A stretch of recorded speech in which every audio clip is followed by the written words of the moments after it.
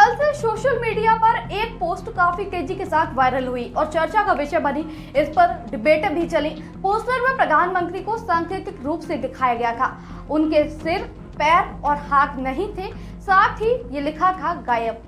दरअसल कांग्रेस ने एक तस्वीर पोस्ट की थी। इसमें पहलगाम आतंकी हमले के लिए प्रधानमंत्री नरेंद्र मोदी पर निशाना साधा गया था। पहलगाम में बर्बर आतंकी हमले पर बुलाई गई सर्वदलीय बैठक के चंद दिन बाद ही राजनीतिक दलों पर देश हित के स्थान पर किस तरह दलगत भारी पड़ गया, हावी हो गया, इसका पता कांग्रेस की ओर से एक इंटरनेट मीडिया पोस्ट में प्रधानमंत्री नरेंद्र मोदी को गायब बताते हुए उनके बिना सिर के दिखाए जाने से पता चलता है।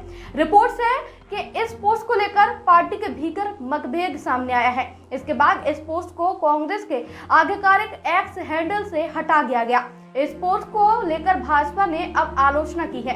कांग्रेस की आलोचना भाजपा ने इस तरह की है कि भाजपा ने ये कहकर उन्हें जवाब दिया है, ये तो सिर तन से जुड़ा वाली मानसिकता दर्शाने वाली पोस्ट है। क्या इससे बड़ी विडंबना और कोई हो सकती है कि देश दुनिया को दहलाने वाले आतंकी हमले के एक सप्ताह के अंदर हमारे राजनीतिक दल एक दूसरे की ओछी टिप्पणियां का जवाब देने में अपना समय जाया करने में लगे हुए हैं। साथ ही उन्होंने आरोप लगाया था कि कांग्रेस पाकिस्तान के नैरेटिव को आगे बढ़ा रही है। भाजपा प्रवक्ता गौरव भाटिया ने 29 अप्रैल को एक प्रेस वार्ता में कांग्रेस का पोस्ट दिखाया।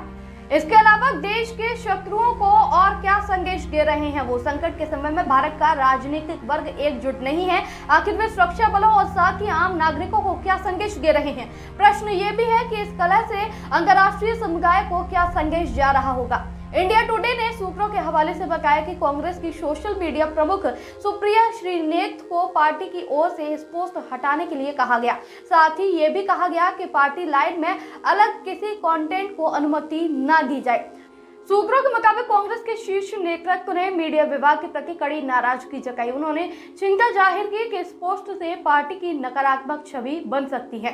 इसकी अनदेखी न की जाए कि राजनीतिक माहौल में नकारात्मक बोलने वाली उक्त पोस्ट से पहले विपक्ष और विशेष रूप से कांग्रेस के कई नेताओं के ऐसे बेतुके बयान आ रहे थे जिनमें कोई कह रहा था कि पाकिस्तान से युद्ध की क्या जरूरत, कोई पूछ रहा था कि आतंकियों के पास इतना समय कहाँ था कि वे लोगों को उनका मजहब पूछकर मार के।